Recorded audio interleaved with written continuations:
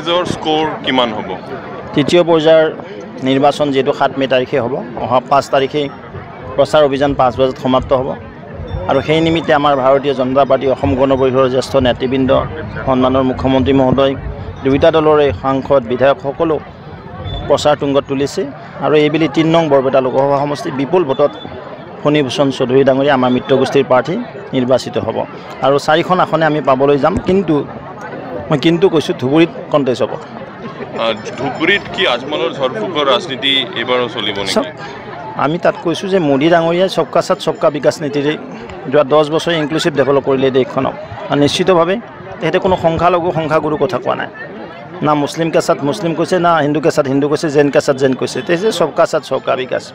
মোদীজীৰ নেতৃত্বৰ কাৰণে সন্মানৰ ৰাইজ, সন্মানৰ হিন্দুস্তানৰ ৰাইজ আজি ওলাই আহিছে।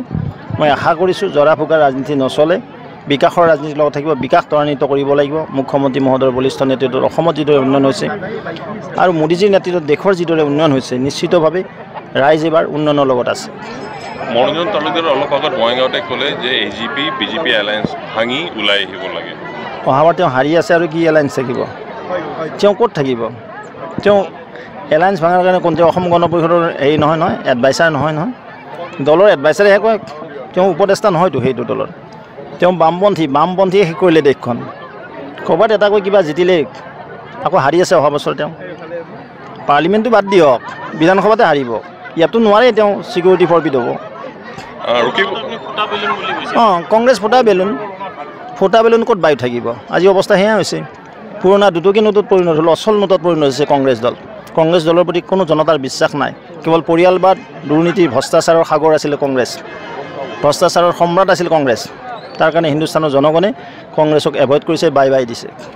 ৰকিবুল হুছেইনৰ জিকাৰ কাৰণে কিন্তু অখিল গগৈ, লুৰিণজ্যোতি গগৈ সকলোৱে অখিল গগৈ এতিয়া তেওঁৰে প্ৰশ্ন আহি পৰিছে। শিৱসাগৰত তেওঁ নিজে হাৰিব। শিৱসাগৰবাসীয়ে আমাৰ মিত্ৰগোষ্ঠীক ভাৰতীয় জনতা পাৰ্টীক দিছে, জনাদেশ দিছে।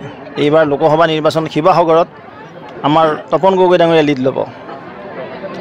ভূপেন বৰাই এটা চেলেঞ্জ দিছে যে মুখ্যমন্ত্ৰীয়ে কওক যে ভূপেন বৰাই গৌৰৱ গগৈ নাহিলে বা লুৰিণজ্যোতি যদি জিকে তেনেহ'লে মুখ্যমন্ত্ৰীয়ে পদত্যাগ কৰিব। কি কৈছে? গৌৰৱ গগৈ নাইবা লুৰিণজ্যোতি যদি জিকে মুখ্যমন্ত্ৰীয়ে পদত্যাগ কৰিব। ভূপেন বৰাৰ চেলেঞ্জ কি প্ৰয়োজন আছে? তেওঁ দলটো ঠিক কৰি ৰাখক ফাৰ্ষ্টে। তেওঁৰ দলত কিমান মানুহ আহিব নোৱাৰে সেইটো চেলেঞ্জ তেওঁ দিয়ক। সদায় তেওঁ ঠেং দাঙি আছে তেওঁৰ দলৰ মানুহ। ইভন বিধায়কবিলাকো আহিম বুলি কৈ আছে। আগতে নিজৰ দলটো ঠিক কৰক, তাৰপিছত বেলেগ দলৰ কথা ক'ব। অখিল গগৈয়ে কৈছিল যে উজনিৰ পৰা মামাক বিদায় দিলে, নামনিৰ পৰা এইবাৰ বিদায় দিব বুলি কৈছে। অখিলৰ নিজৰ বিদায় হৈ গৈছে, তেওঁ ভৰিটো অলপ মাটি নোহোৱা হৈছে।